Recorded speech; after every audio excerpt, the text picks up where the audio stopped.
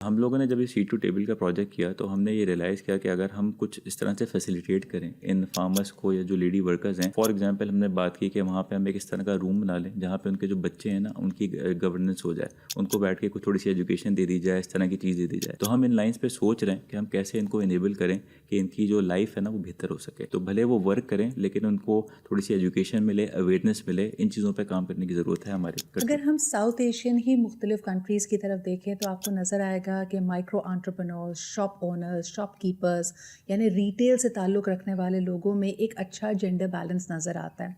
लेकिन पाकिस्तान फॉर्चुनेटली और unfortunately is still very male dominated. यहाँ पे आपको खातून दुकानदार कम नज़र आती है। इसमें उनको लाने के लिए क्या किया जा सकता है? ग्रोअर्स तो वो ऑलरेडी हैं, लेकिन सप्लाई चेन में रिटेल से डिस्ट्रीब्यूशन से रिलेटेड रोल्स में आप ख़वातीन को इन्विजन करते हैं? आई थिंक बहुत अच्छा सवाल है and I think I feel really proud that अगर मैं नेशनल फूड्स की बात करूं तो यहाँ पे सप्लाई चेन के अंदर हमारे पास बहुत सारी फीमेल्स हैं and they are doing a phenomenal job.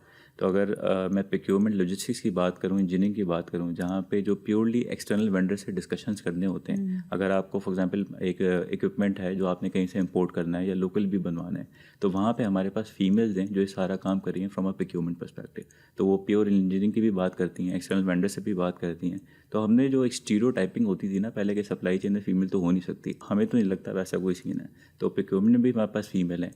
अभी रिसेंटली हमारे पास एक पोजीशन ओपन हुई थी रॉ मटेरियल प्रोक्योरमेंट में, वहाँ पे भी हम एक फ़ीमेल को ही इंडक्ट कर रहे हैं। अच्छा, उस फीमेल का हालांकि प्रोक्योरमेंट का प्रायर कोई एक्सपीरियंस भी नहीं है लेकिन पोटेंशियल बहुत है उसका। सही। तो आपको पता है वर्ल्ड भी अब इस तरह से स्विच कर रहा है फ्यूचर के अंदर कि आप टेक्निकल इंटरव्यूज़ की जगह आप जो है पोटेंशियल बेस्ड इंटरव्यूज़ करें जो कि बिहेवियर इंटरव्यूज़ कहलाते हैं। तो उसमें अगर एक इंडिविजुअल है जिसने अपने प्रायर एक्सपीरियंस में बहुत अच्छा काम किया और उसकी जो एग्जाम्पल्स हैं वो मीनिंगफुल हैं, तो देर इज़ अ पॉसिबिलिटी कि फ्यूचर में भी बहुत अच्छा काम कर लेगा अगर आप उसको नया रोल भी दें। Women always bring a very different perspective versus a male. तो हमने अभी जिस तरह मैंने पहले भी टच बेस किया था कि प्रोक्योरमेंट के अंदर हमारे पास स्पेसिफिकली वुमेन्स हैं, ठीक है। सप्लाई प्लानिंग में भी हमने वुमेन्स रखी हुई हैं। In fact you might be surprise, हमारे पास फैसलाबाद वेयर हाउस के अंदर भी वुमेन हैं जो फ्लोर पे काम कर रही हैं। तो हमारा स्टार्ट में जो एक्सपीरियंस था वो बहुत अच्छा रहा और हम उसको स्लोली एक्सपेंड कर रहे हैं कि हम ज़्यादा वुमेन्स को एम्पावर करें कि वो सप्लाई चेन रोल्स में आएँ। अच्छा, वुमेन्स जब आती हैं तो फिर हम उनको ट्रीट भी वैसे ही करते हैं, यानी हम उनको कंफर्ट लेवल देते हैं। अगर उनकी कोई फ्लेक्सिबिलिटी रिक्वायरमेंट है हम वो भी इंश्योर करते हैं। हमारे पास शायद आपको पता ही होगा कि एनएफएल में डे केयर भी मौजूद है।